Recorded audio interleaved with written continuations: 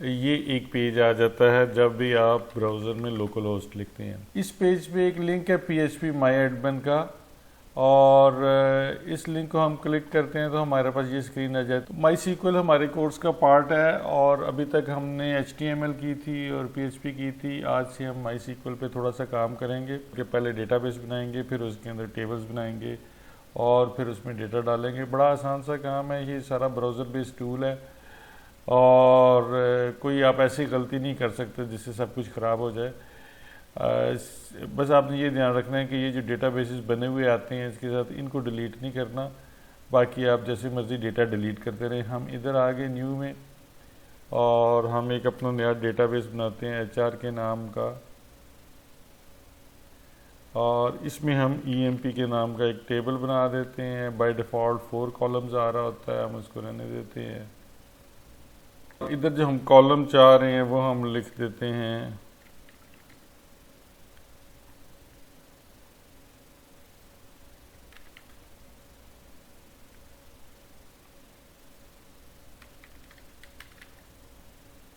और हमें वो कॉलम और चाहिए तो हम इसमें कह देते हैं 5 कॉलम और ऐड कर दो इसमें।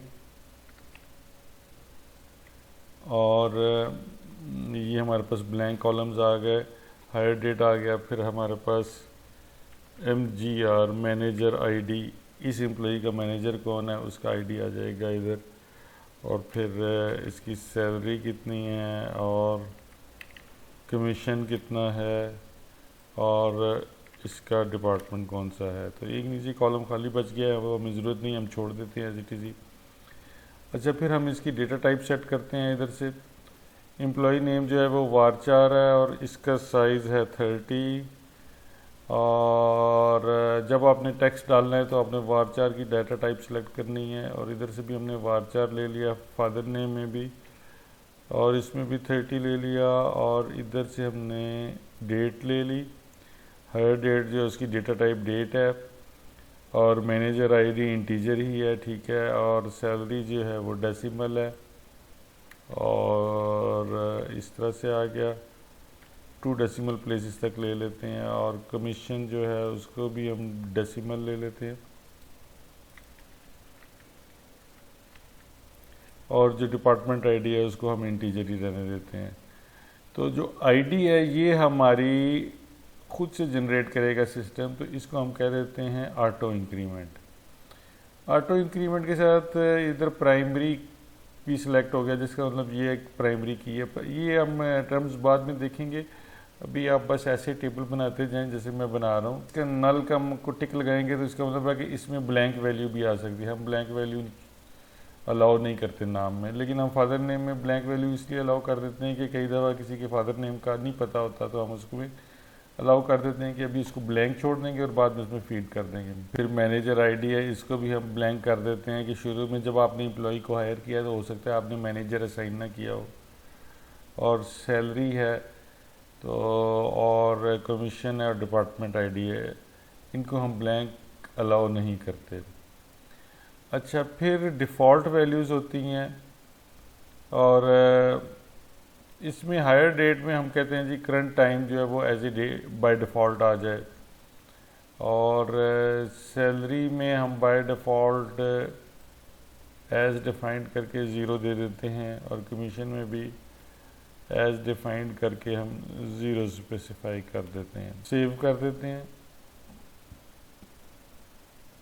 और ये हमारे पास डेटाबेस का स्ट्रक्चर आ गया। अब हमने इसमें डेटा डालना है, और हम इंसर्ट के टैब पे चले जाते हैं। ID को हम उसमें कोई वैल्यू फीड नहीं करते क्योंकि उसमें खुद से आनी है वैल्यू, और इधर हम फीड कर देते हैं फैसल खान, और इधर खान लिख देते हैं, और इधर हम करंट जो टाइम स्टैम्प है वो भी लेना चाहें तो वो ले सकते हैं, डेट टाइम ला, या हम इधर कोई भी डेट जो है हम इधर सेलेक्ट कर सकते हैं। और मैनेजर हम इसको भी ब्लैंक छोड़ देते हैं, नल अलाउड है इसमें। सैलरी इन साहब की हम 10,000 कर देते हैं, और कमीशन को भी 0 रहने देते हैं, और डिपार्टमेंट 1 कर देते हैं, और हम इसको गो कर देते हैं, जिसका मतलब है डेटा सेव हो जाना है। और ये आप देख रहे हैं कि 1 रो इंसर्टेड लिखा हुआ आ गया है, रो का आईडी 1 है और ये स्टेटमेंट है एसक्यूएल की जिससे ये डेटा इंसर्ट हुआ है। अगर हम ब्राउज़ में आए तो इसके अंदर ये टेबल का डेटा नज़र आता है ब्राउज़ के अंदर, और इसमें हमें एक रो नज़र आ रही होगी, ये डेटा डल गया। अब हम एक और एम्प्लॉई ऐड करते हैं, इंसर्ट करते हैं, और इधर हम नाम लिख लेते हैं फ़हद जमशेद, और इधर जमशेद लिख लेते हैं। इधर हम डेट खुद स्पेसिफाई कर देते हैं, और इधर मैनेजर आईडी अभी हम छोड़ देते हैं, और इनकी सैलरी 15,000 कर देते हैं, और कमीशन इनका 100 रुपीज़ कर देते हैं, और इसको हमने इंसर्ट कर दिया। इधर इसने हमें एरर भी दे दिया कि हमने जो है डिपार्टमेंट आईडी की वैल्यू सही स्पेसिफाई नहीं की। हम देखते हैं इधर जाके हमने क्या किया है, तो हमने उधर कोई वैल्यू स्पेसिफाई नहीं की तो उसने उसको 0 कर दिया। हम इसको एडिट करके इसको डिपार्टमेंट आईडी को 1 कर देते हैं। कोई और वैल्यू भी चेंज करनी है तो वो भी हम इधर से चेंज कर सकते हैं, और किसी भी रो को एडिट करना हो तो हम इधर से कर सकते हैं। अभी हम एक और एम्प्लॉई ऐड करते हैं,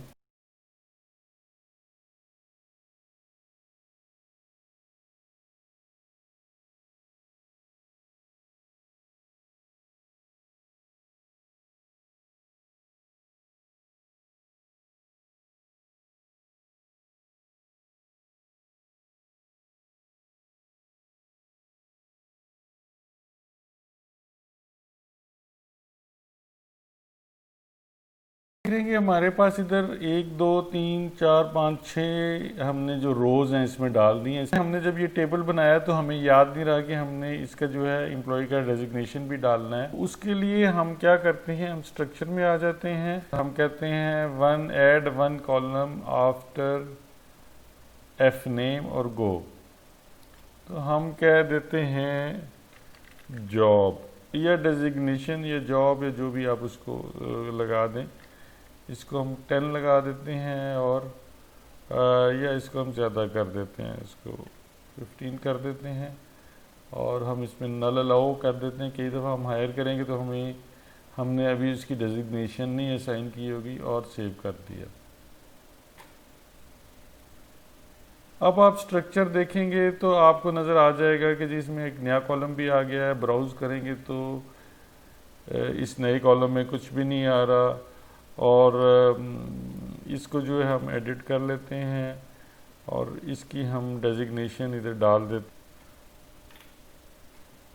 और इसकी भी डाल देते हैं डेजिग्नेशन।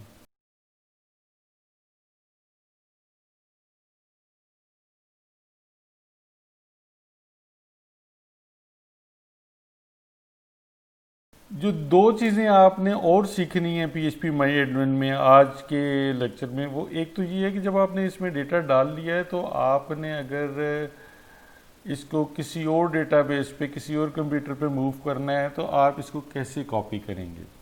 उसका तरीका ये है कि आप डेटाबेस को सिलेक्ट कर लेंगे और इसमें एक्सपोर्ट पे जाएंगे, गो की कमांड दे देंगे, तो ये आपके पास एक फ़ाइल डाउनलोड हो जाएगी आपके डाउनलोड के फोल्डर में HR के नाम की। तो ये हमारे पास फ़ाइल खुल जाती है। हम इसको नोटपैड++ में खोल लेते हैं।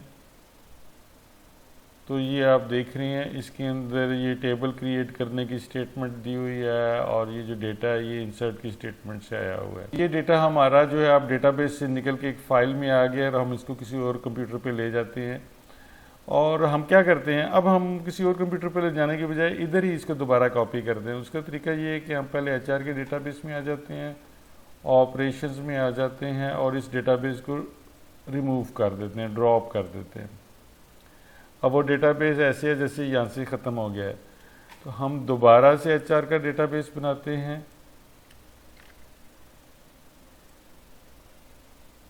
और फिर हम इंपोर्ट में जाते हैं और हम फाइल सेलेक्ट करते हैं, और हमारी डाउनलोड्स में HR की फ़ाइल है, और बाकी हम एज इट इज़ सेलेक्ट कर लेते हैं और गो कर देते हैं। तो आप देख रहे हैं कि हमारा एम्प्लॉय का टेबल दोबारा से वापस आ गया है और उसमें वो सारा डेटा भी मौजूद है। अभी तो हमने एक टेबल बनाया था, आपके एक डेटाबेस में एक से ज़्यादा टेबल्स भी हो सकते हैं।